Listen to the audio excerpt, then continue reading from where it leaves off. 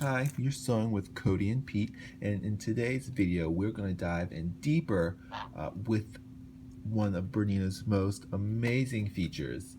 One of many. It's the Bernina dual feed. So the Bernina dual feed originally came out with the Bernina 830 back in 2008. So what this is, so every sewing machine has feed dogs down at the bottom that move the fabric. You can't sew a straight line or a decorative stitch without the feed dogs. However, how many times have you cut two pieces of fabric the exact same length, you start at one end, you line them up, and by the time you got to the other end, you had more fabric on the top than you did on the bottom, and you knew you started with the same size, two pieces. Well, what happens is your fabric that's on the bottom is the only fabric truly coming in contact with your feed dogs. So the other top fabric is really just along for the ride. So with the Bernina dual feed, what this does is it gives you feed dogs on the top as well as the feed dogs on the bottom, so you're evenly pulling all layers of fabric at the same time. It's essentially a walking foot that's built in. So if you understand how a walking foot works and why you use a walking foot, your Bernina dual feed is essentially that. Except the beauty of this is with Bernina, you've got 11 different feet that you can use. Also, it's built into the machine, so it's not something extra you have to attach. And it's super quiet. You don't even know it's there, but it's constantly working. So one of our biggest questions with the Bernina dual feed is, when should I use it? We use it all the time.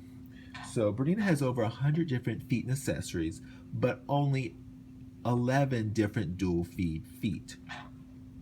So there are many feet, say like the pin tuck feet, that when you're making pin tucks, you're only ever using one layer of fabric. So there's no need to have a pin tuck foot that has a dual feed capability because you're only pulling one layer. There's no two layers that can shift. And that's the case with most of the other feet that don't have that dual feed function. But the dual feed is something we use all the time. So let's get to it. So this is the dual feed on a Bernina 770. So the Bernina 7 series dual feed work all the same. So today, 2019, we have a number of different feet that have this Bernina dual feed.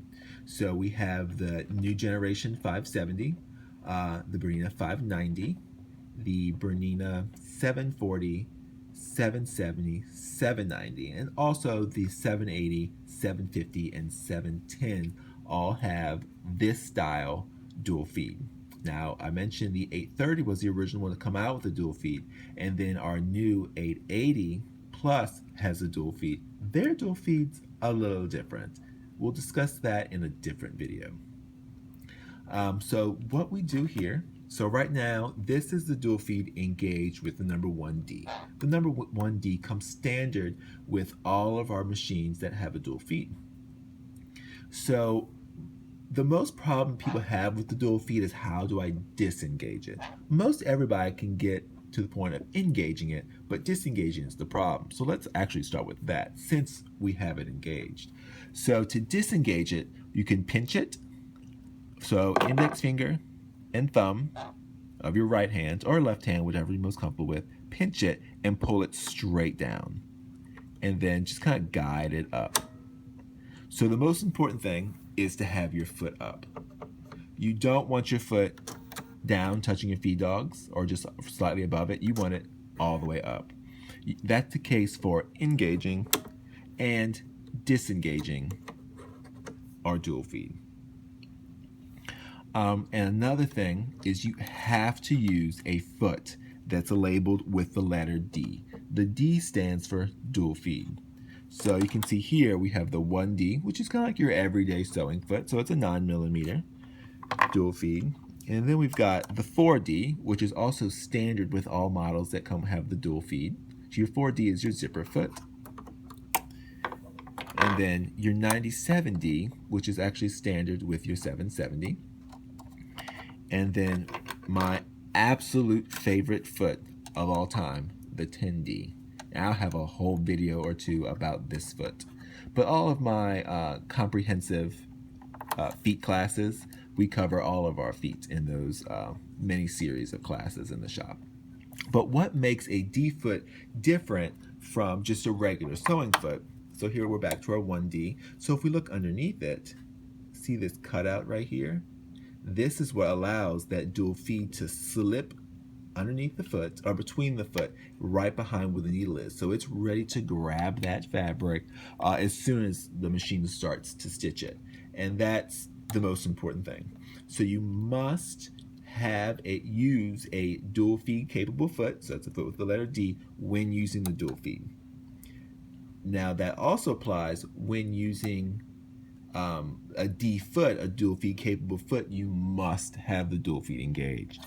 So a problem that I've gotten via telephone many times is they're sewing along and their fabric is kind of gathering as they're sewing it. So this could be a few things. So anytime you have that problem, your fabric's gathering when you're sewing and you're not wanting it to gather, rethread the machine. So just start with that. However, so many times they're using a dual feed foot, but they forgot to engage that dual feed. Because it's such a quiet and super easy and out of the way mechanism, most people don't know when they have it engaged or when they don't have it engaged. So they have a tendency to forget that they didn't engage it because it's just as quiet without it. So just make sure when you're using a D foot that you have that dual feed engaged, because it can cause problems. And to disengage it, it's super easy. So remember, we want to make sure our foot is up.